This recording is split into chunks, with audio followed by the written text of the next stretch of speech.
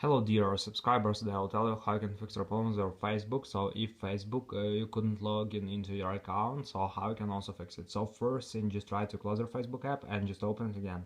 And if it doesn't help, if you still have this error, so you can also just go to the settings. In the settings you need to find and to check your internet connection. So if you use Wi-Fi, just try to turn it on, turn it off, wait a second and just turn on again.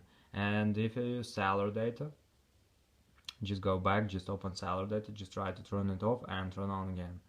So after you can try to restart your phone, so just go to the general, in the general just scroll down, just tap on shutdown, slide to power off, wait a second and just power the phone again. So just simple restart your phone.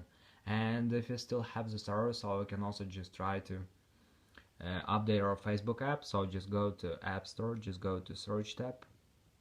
In search tab just write here Facebook.